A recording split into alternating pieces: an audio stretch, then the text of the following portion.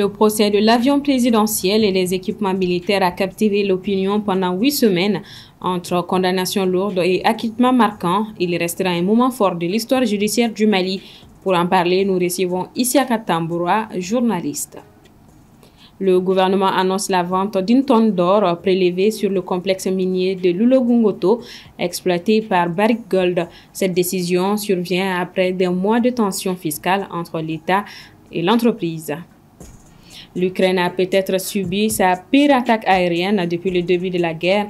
Dans la nuit du 9 juillet, Kiev affirme que 728 drones et 13 missiles russes ont été tirés sur le pays. Mesdames et messieurs, bonsoir.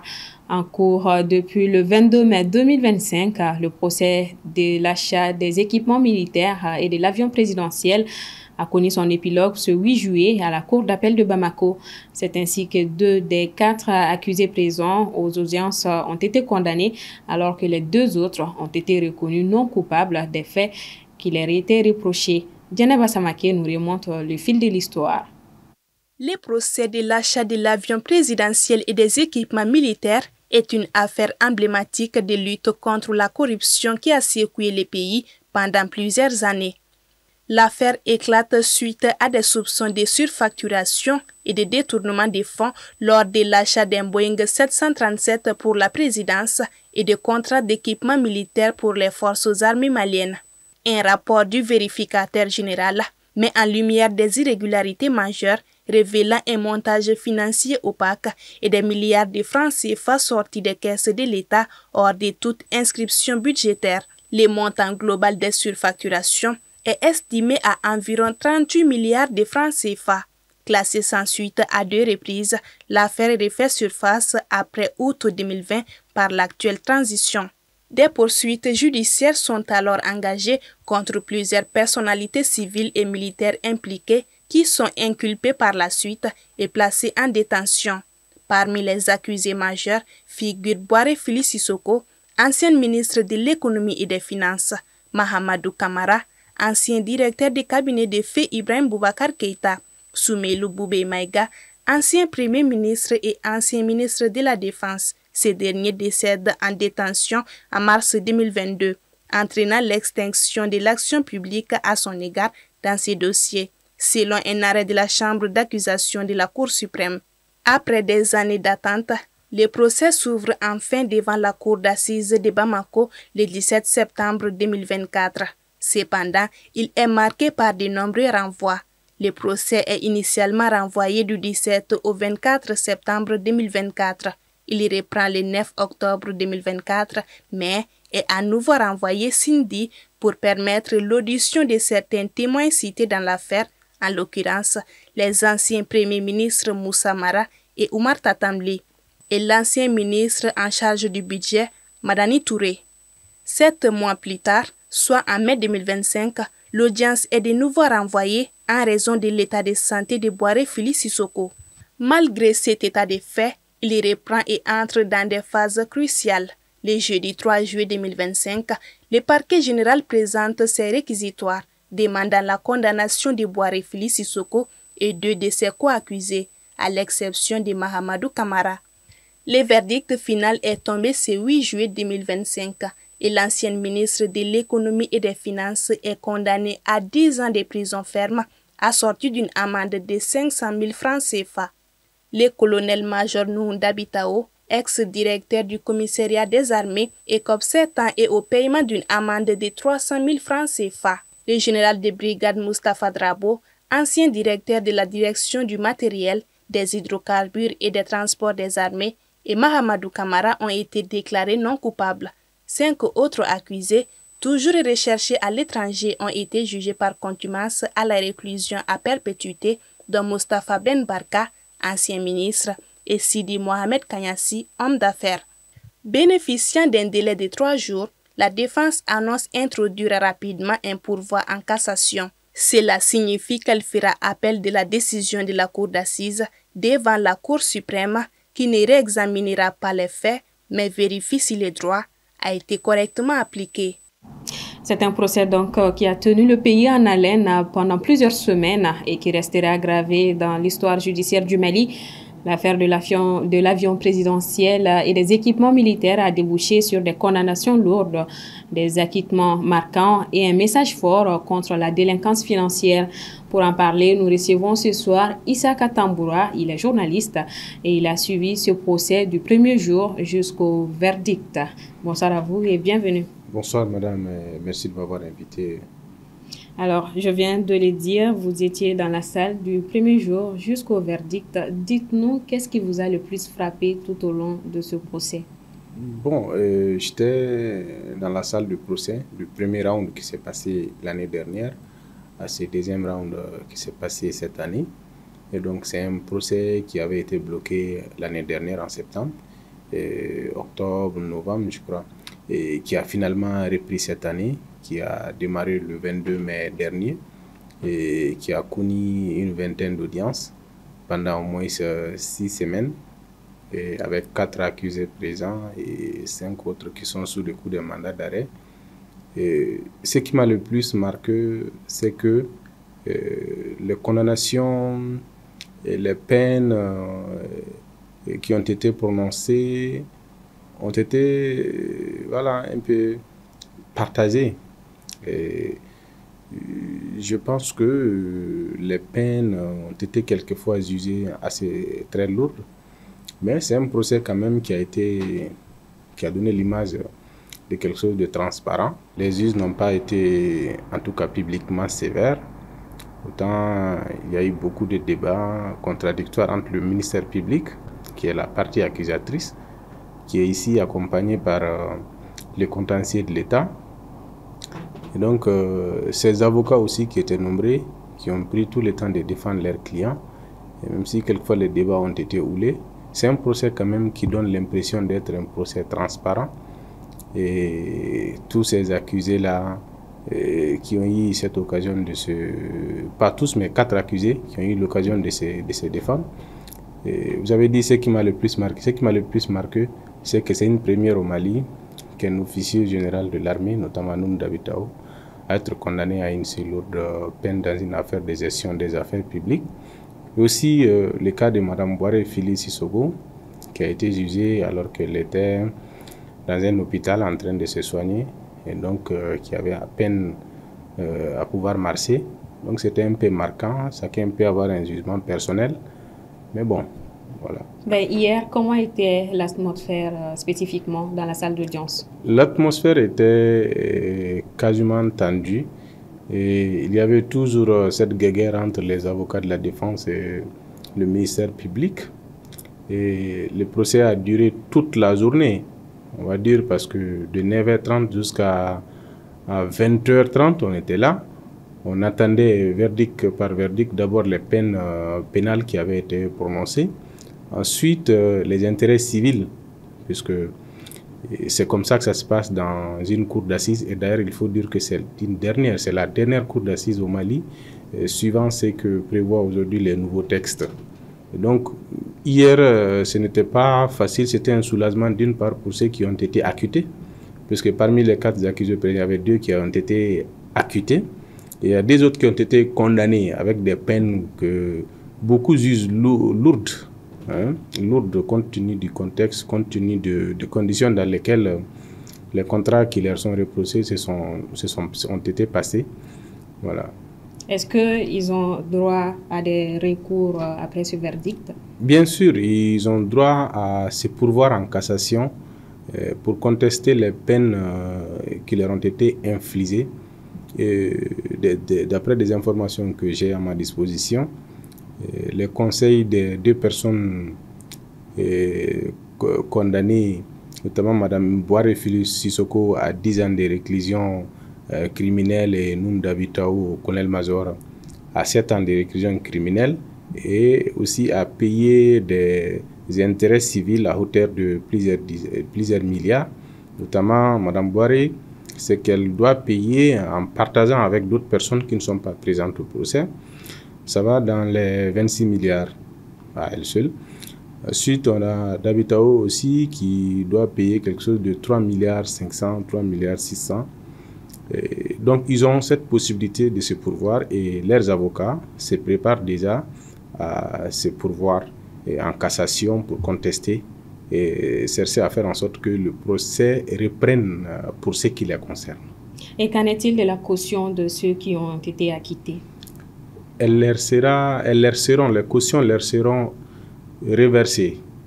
C'est comme ça, quand vous êtes acquitté devant un tribunal ou une cour au Mali, que vous êtes un prévenu en liberté provisoire après avoir déposé une caution, qu'elle soit en liquidité ou en nature.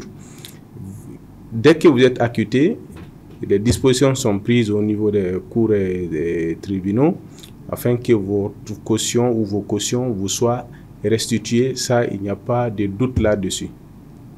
Alors, selon vous, est-ce que ces peines sont-elles suffisantes pour décourager en tout cas la délinquance financière au Mali? Bon, ce n'est pas le premier procès pour ce genre de cas. Il y a eu le procès de Bakary Togola, il y a eu le procès d'autres personnes lors des dernières cours d'assises. Je pense qu'il serait peut-être injuste pour moi de dire que c'est exemplaire et que véritablement ces personnes sont coupables. Je suis mal placé pour le dire.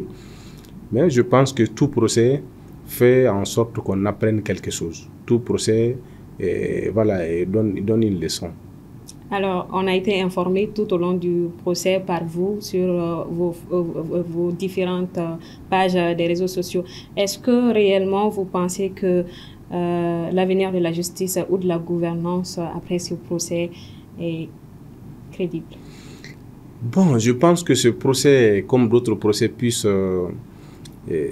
donner des leçons afin que ceux qui gèrent les affaires publiques puissent se prémunir des risques, parce que au cours de ces procès, on a découvert qu'il y avait des possibilités de faire des paiements sans ordonnancement. C'était possible que verbalement un ministre appelle ou le ministre des Finances appelle le directeur du Trésor pour lui dire de payer. D'après les témoignages, je ne certifie rien. Et au cours de ces procès aussi, on a découvert qu'il y avait des opérateurs économiques qui avaient des faveurs de l'exécutif, qui pouvaient obtenir des marchés. Au cours de ces procès, on a découvert aussi que le secret défense pouvait être utilisé pour acheter du matériel qui n'est souvent pas létal.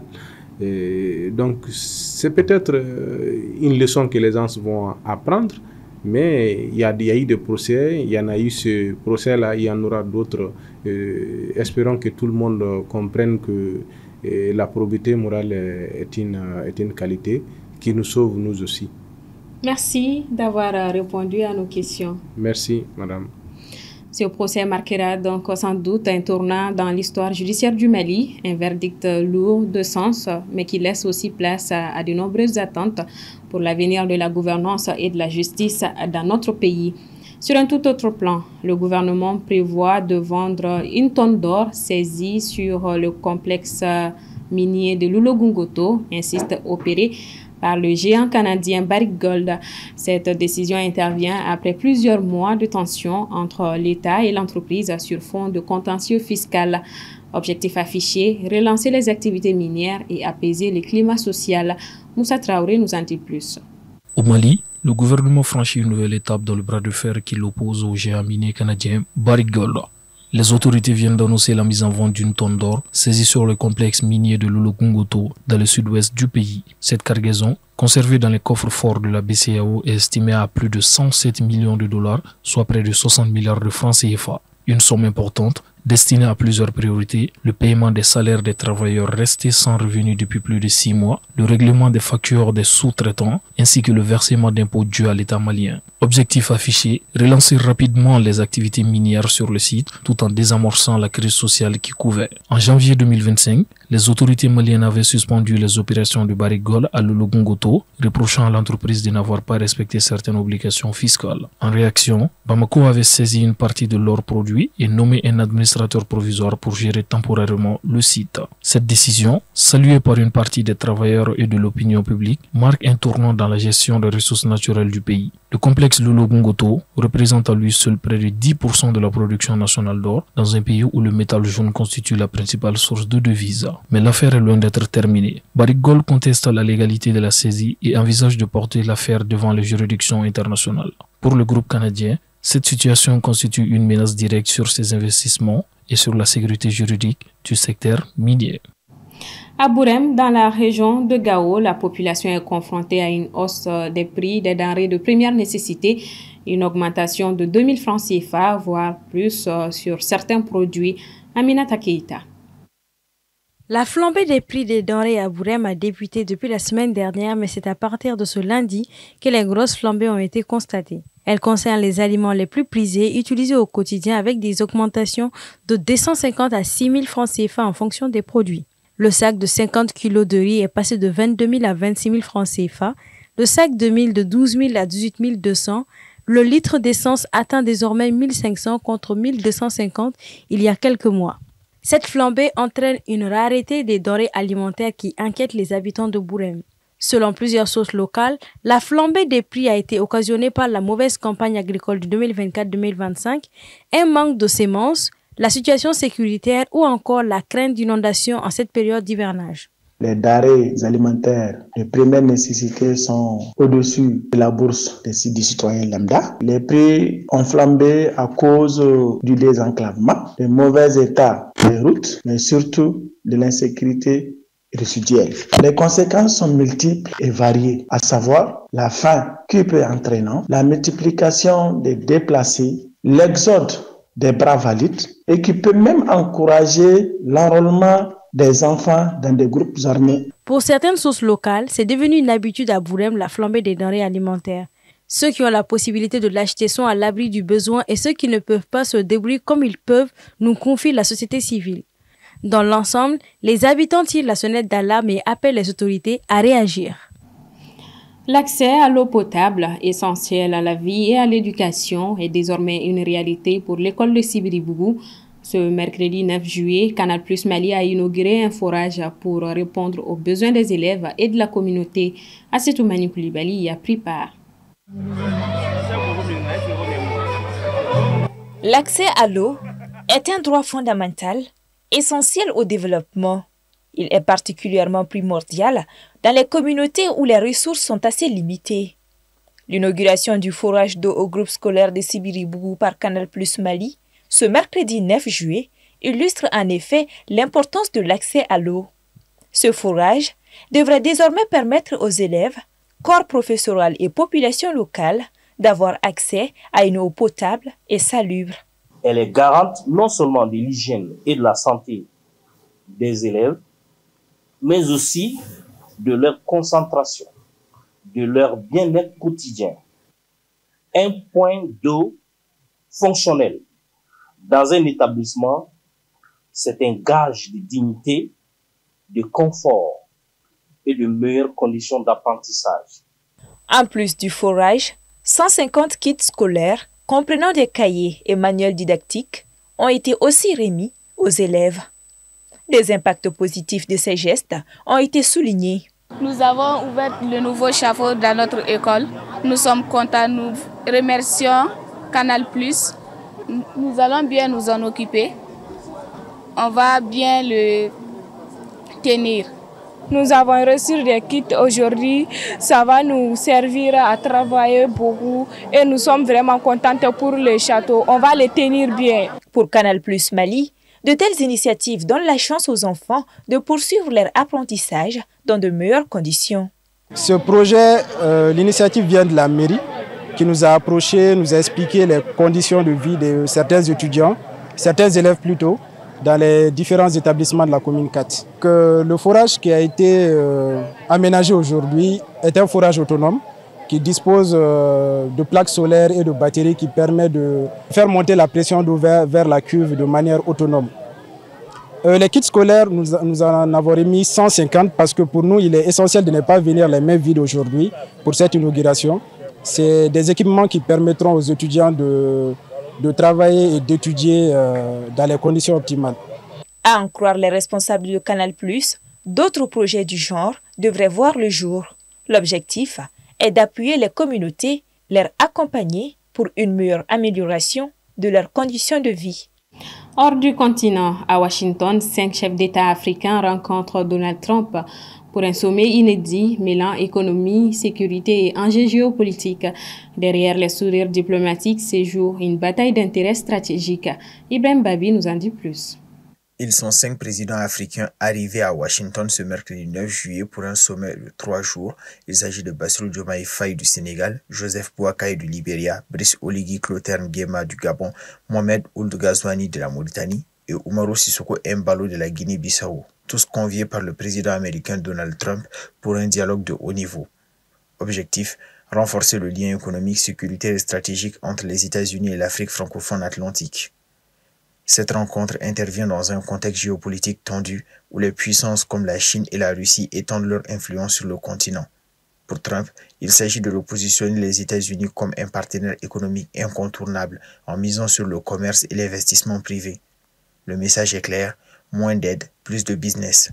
Les ambassadeurs américains seront désormais évalués sur leur capacité à conclure des accords commerciaux, signe d'un virage diplomatique assumé. Mais derrière les formules diplomatiques se cachent des intérêts bien concrets.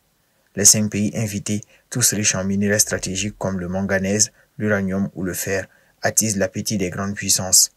En échange d'un accès à ces ressources, Trump pourrait offrir un soutien accru en matière de sécurité, notamment contre la piraterie dans le golfe de Guinée. Le Gabon, le Sénégal ou encore la Mauritanie jouent ici des cartes majeures. Du côté africain, l'enjeu est tout aussi stratégique dans le sens de défendre une meilleure intégration dans les chaînes de valeur mondiales, obtenir des conditions douanières plus justes et surtout se faire entendre dans un partenariat qu'ils espèrent plus équilibré. Ce sommet, le premier du genre sous Donald Trump, illustre la volonté américaine de relancer une relation plus directe avec certaines capitales africaines. Reste à savoir si le deal proposé sera réellement gagnant-gagnant. Direction l'Europe de l'Est. L'Ukraine vient peut-être de subir sa pire attaque aérienne depuis le début de la guerre. Dans la nuit de mardi à mercredi 9 juillet, 728 drones et 13 missiles russes ont été lancés contre le pays, un nouveau record selon Kiev. Soumaïla Fani. Ce mercredi matin, l'Ukraine a affirmé que la Russie avait lancé dans la nuit sa plus grande attaque de drones et missiles depuis le début de l'invasion en février 2022, dans un contexte d'intensification des frappes russes et d'impasse diplomatique.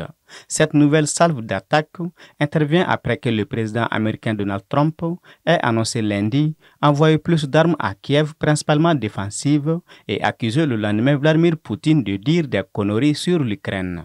That was a war that should have never happened, and a lot of people are dying, and it should end. And I don't know, we get a lot of bullshit thrown at us by Putin. For you want to know the truth, it's very nice all the time, but it turns out to be meaningless. Dans la nuit, la Russie a tiré 728 drones et 13 missiles selon l'armée de l'air ukrainienne, qui a assuré en avoir intercepté ou détruit respectivement 711 et 7.